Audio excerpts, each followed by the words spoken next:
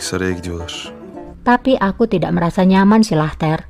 Paus akan mengejar dirinya. Mereka mungkin akan menyerang putri lagi. Mustafa menjawab, aku akan memastikan keselamatannya. Tapi, jika itu membuatmu lebih nyaman, putri bisa tinggal di sini bersamamu. Kalabilir.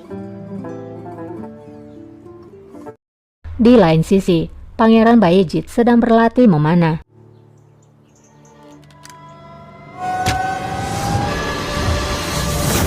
Muazzam bir atış. Sinan pun memujinya, lalu berkata, itu adalah tembakan yang baik, pangeranku. Kamu pemanah yang baik. Pangeran Bayezid pun menjawab, itu bisa lebih baik. Mengapa kamu di sini? Sinan menjawab, ibumu Gulbahar mengirimkan surat untukmu. Pangeran pun segera membuka surat itu.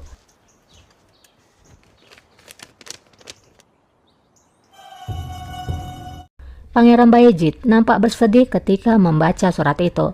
Pangeran Bayezid berkata, kalau ibunya sedang sakit. Sinan pun menjawab, aku berharap tidak ada yang serius. Pangeran pun berkata, aku tidak tahu, Pasah. Ibuku tidak menulisnya di sini. Apakah kamu bisa melihatnya? Ibuku sedang sakit, tapi bahkan aku tidak diperbolehkan melihatnya.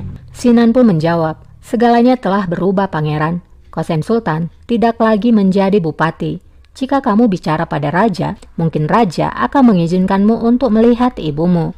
Pangeran Bayezid pun mengangguk setuju dengan pendapat dari Sinan. Ia pun kembali melanjutkan memanahnya. Kembali pada putri, Margaret pun berkata, Putri, apa yang kamu lakukan?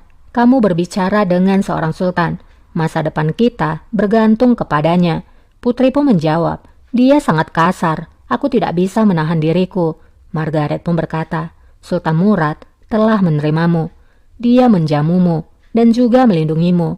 Dia akan membantu dan seharusnya kita berterima kasih padanya. Putri menjawab, aku berterima kasih padanya atas hal itu. Aku telah mengatakannya. Tapi inilah diriku. Aku tidak bisa duduk diam dan tidak mengatakan apapun. Aku tidak bisa menjadi orang lain. Margaret menjawab, itulah yang aku takutkan, Putri. Tidak lama Atike pun datang ke sana. Atike berkata, selamat pagi, Putri. Putri pun menjawab, selamat pagi juga, Sultana. Melihat Margaret yang menyiapkan barang-barang Putri, Atike pun bertanya, mengapa barang-barangmu dikemas? Bukankah Raja sudah mengatakannya padamu? Putri pun bertanya, mengatakan apa? Namun kita beralih dulu kepada Qasem. Qasem pun berkata, Putri Faria nampaknya telah membuat pikiran anakku terkesima kepadanya. Anakku pergi kepada putri tadi malam. Tidak lama Raja tiba. Qasem pun berkata, mari kita berbicara seperti ibu dan anak. Namun Raja menjawab, aku memiliki pekerjaan yang harus kulakukan. Aku akan berbicara mengenai putri. Aku telah merubah pikiranku. Aku tidak akan mengirimkan putri ke Uskudar. Putri akan tetap tinggal di Incirlikios.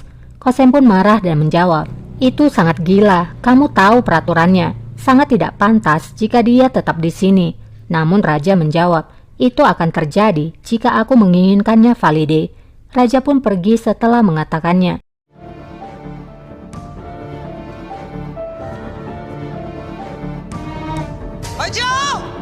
Qasem pun lalu berteriak memanggil Hachi. Hachi berlari menemui Qasem. Qasem pun berteriak menyuruh Hachi untuk membawakan Faria kepadanya.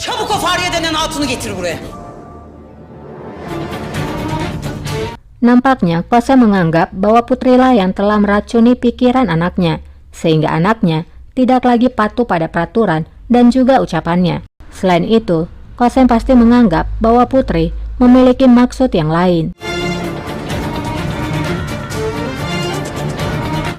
Terlihatlah Raja pun bersiap akan pergi. Di sana ada Pangeran Bayezid. Tamam hünkârım.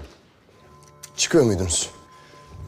Pangeran pun bertanya, Rajaku, apakah kamu akan pergi? Aku ingin bicara denganmu tentang sesuatu yang penting. Raja menjawab, ikutlah denganku. Kita bisa berbicara saat kita berjalan. Gel Bayezid, yolda anlatırsın. Kembali kepada Qasem. Putri Faria pun menghadap kepada Qasem. Qasem lalu berkata, aku baru saja bicara pada putraku. Tampaknya kamu telah menipunya karena dia mengatakan kamu akan tinggal di sini. Tapi itu tidak akan mungkin. Aku tidak akan membiarkanmu tinggal di istana. Kamu tidak bisa berada di harem. Hal itu bahkan tidak perlu didiskusikan. Putri pun menjawab, Sultana, maafkan aku, tapi aku tidak tahu. Atike Sultan baru saja datang dan memberitahukanku bahwa aku akan tinggal di sini. Az önce Atike Sultanımız geldi ve burada kaldı. Sultan Murad öyle... Namun belum selesai Putri berbicara, Kosem menghentikannya. Kosem berkata, bereskan barangmu dan pergilah. Kamu akan tetap pergi ke Uskudar. Aku akan mengirimkanmu ke negaramu secepatnya. Sudah cukup dengan masalah yang kamu sebabkan. Kamu bisa pergi. Putri pun terdiam dan pergi dari sana. Çekilebilirsin.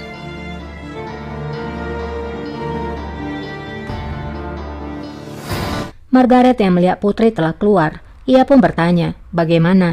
Hiçbir şey anlamadım. Putri menjawab dengan kesal, aku tidak mengerti. Dia menghinaku dan mengusirku. Dia tidak ingin aku di sini. Beni bu sarayda istemiyormuş. Sinan Paşa'ya haber ver. Di sana ada Aisyah yang mendengarkan hal itu. Ia pun menyuruh Narin untuk mengirimkan pesan kepada Sinan. Apa yang akan dilakukan oleh Aisyah melalui Sinan Pasha? Kita ikutin terus ceritanya. Di lain sisi, raja pun tiba di gereja.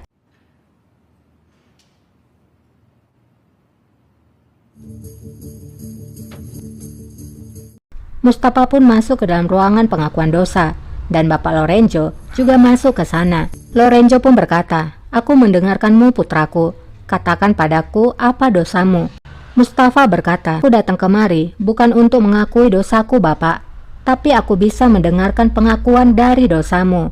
Merasa ada yang tidak beres, Lorenzo pun keluar dari dalam, namun ia sudah dikepung.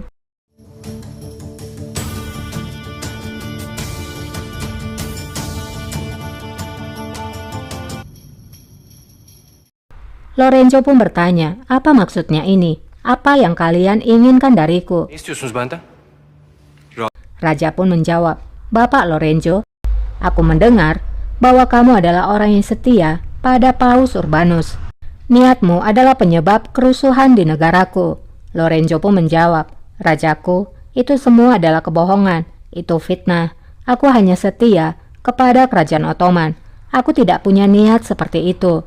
Mustafa pun mendekati Lorenzo dan berkata, kami tahu cara membuatmu bicara.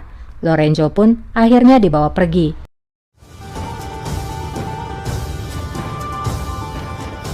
Di lain sisi, Sina mendapatkan surat dari seorang aga yang kemungkinan itu adalah surat dari Aisyah. Sinan Paşam,